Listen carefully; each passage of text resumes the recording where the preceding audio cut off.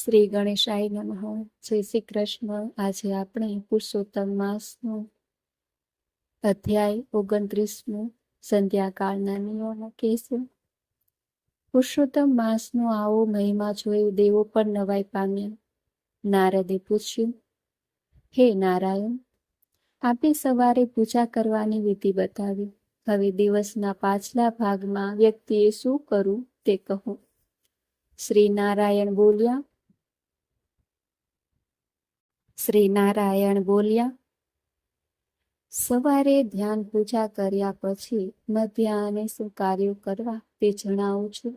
આ માસમાં મધ્યાહને પંચમહાયજ્ઞો કરવા, અન્નનું બલિદાન કરવું, અતિથિને જમાડવું, ગાય કાગડાઓ અને કૂતરાને અન્નદાન આપવું, ઉપરાંત સંન્યાસી અને બ્રહ્મચારીઓને ભિક્ષા આપવી, પૂર્વ દિશાએ મોં રાખીને ભોજન કરવું, ભોજન કરતા પહેલા સત્યમ ત્વનેપ પરિપિથિમી એ મંત્રનો ઉચ્ચાર કરી પાત્રને ચોતરફ હાથથી પાણીની ધાર કરીને 3 ઢગલી ચોખાની મૂકવી, અથવા એ ભોજન થાળીમાં હોય તેમાંથી થોડું થોડું મૂકવું. ભોજન કરતી વખતે કોઈ નિંદા ન કરવી, મન પ્રસન્ન રાખવું અને આસન ઉપર બેસવું.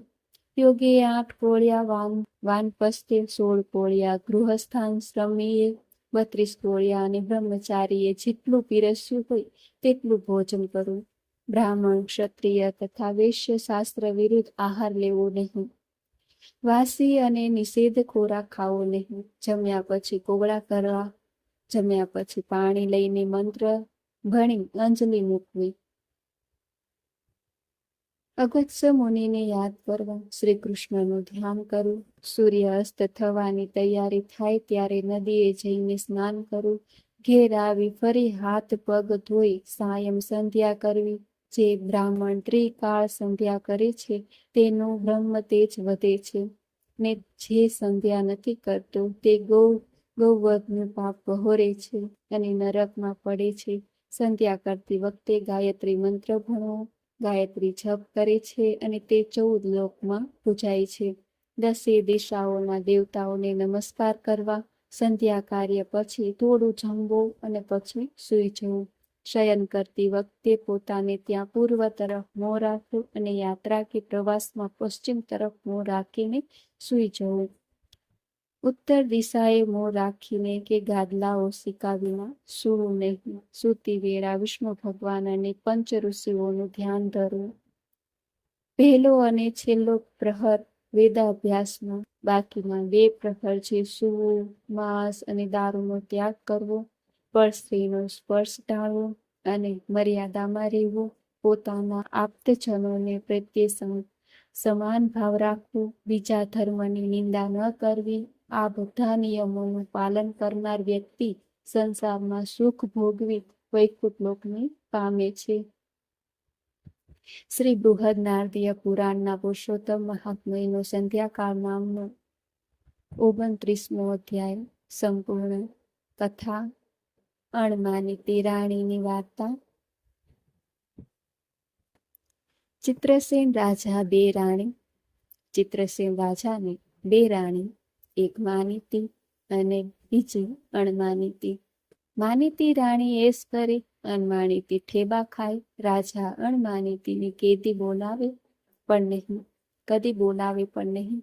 દાસી રોજ ભોજન આપી જાય અને અણમાનિતીએ ખાઈને પેટ ભરે.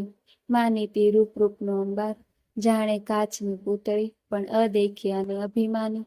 જ્યારે અણમાનિતીનો દેખાવ સામાન્ય પણ દયાળુ અને સર્વગુણોનો ભંડાર.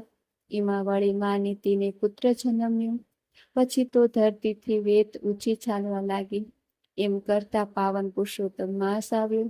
અણમાનિતીએ વ્રત લીધું. રોજ વહેલી સવારે નદીએ નહાવા જાય, કથા વાર્તા સાંભળે, બ્રાહ્મણોને દાન દક્ષિણા આપે, એકટાણું કરે, પ્રભુ સ્મરણ કરે અને ભજન ગાય. આ જોઈને માનિતીના પેટમાં તેલ રેડાય. એને વ્રત તોડવા માટે વધ્યું ઘટ્યું એઠું ભોજન મોકલવા માંડ્યું. પણ અણમાનિતી સમજી ગઈ કે માનિતી વ્રત તોડાવવા માંગે છે. આથી તેને એકટાણા છોડીને નકોડા ઉપવાસ શરૂ કરી દીધા. આથી ઝેરીલા સ્વભાવની માનિતી રાણી છંછેડાઈ અને રાજાના કાન ભંભેર્યા કે તમને મારી નાખવા માટે આ ચૂડેલાવા વ્રત કરે છે.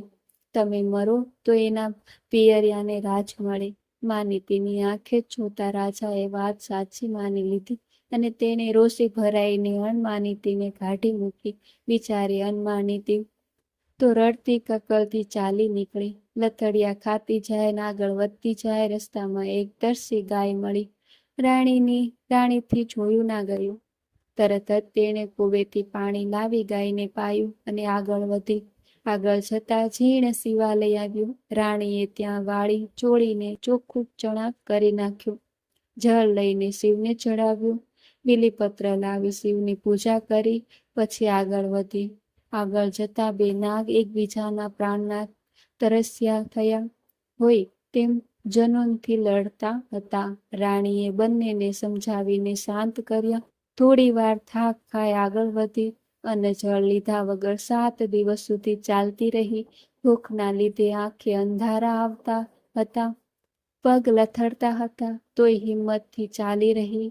8મા દિવસે એક ઋષિના આશ્રમ પાસે બેભાન થઈને ઢળી પડી. ઋષિ દયાળુ હતા. રાણીની શીતળ જળ છાંટી ભાનમાં લાવ્યા પછી બોલ્યા, હે બહેન, તું કોણ છે અને તારી આવી હાલત કેમ થઈ? રાણીએ અશ્રુભીની સ્વરે બધી વિગત જણાવી. તેની વાત સાંભળી ઋષિને દયા આવી અને બોલ્યા, હે દેવી, તે પૂર્ણ શ્રદ્ધા ભાવે પુરુષોત્તમ પ્રભુને સેવ્યા છે, તેથી તારો જન્મ સાર્થક થઈ ગયો. પ્રભુ પુરુષોત્તમ તારા ઉપર ઘણા પ્રસન્ન થયા છે અને એમની કૃપાથી આ ક્ષણથી જ તારા સમસ્ત દુઃખોનો અંત આવે છે. તું મહેલે પાછી જા. વ્રતના પ્રભાવે તારી કાયા કંચન વર્ણી થશે. તારી કુખે દેવ જેવો પુત્ર જન્મશે, જે તારી કીર્તિ વધારશે અને અંતકાળે તું વૈકુંઠ પામીશ.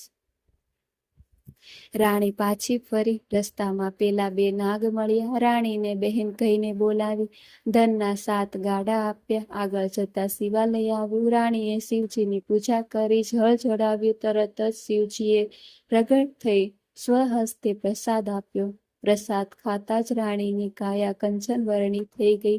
જાણે ચંદ્ર સૂર્યના તેજ મળ્યા હોય એવું દેવતાઈ રૂપ થઈ ગયું. આગળ જતા ગાય મળી. ગાયે દૂધનો અક્ષય કળશ આપતા કહ્યું, રાણી, તે મારી તરસ છીપાવી છે. હું તને આ કળશ આપું છું. આમાંથી મોં માંગ્યા મિષ્ટાન મળશે. રાણી ચાલતી ચાલતી પોતાના નગર પાસે આવી. નગરના દરવાજે ગાયોનો ગોવાળ મળ્યો. રાણીનું સુંદર સ્વરૂપ જોઈ તે અભો બની ગયો અને દોડતો રાજમહેલે ગયો ને રાજા રાણીને સમાચાર આપ્યા કે રાણીજી આવ્યા છે. સાક્ષાત દેવીમાં જેવું રૂપ છે.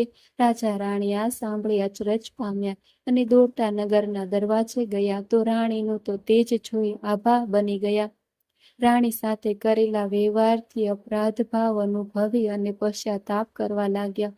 રાજા રાણીએ અનમાનીતીની માફી માંગી. પુરુષોત્તમ પ્રભુએ રાજા રાણીનું હૃદય પલટાવી નાખ્યું. રાણીના વાજતે ગાજતે સામૈયા થયા. સમય જતા રાણીએ પુત્રને જન્મ આપ્યો. જીવનભર સુખ ભોગવીને રાણી અંતકાળે સુદેહ સ્વર્ગ ગઈ.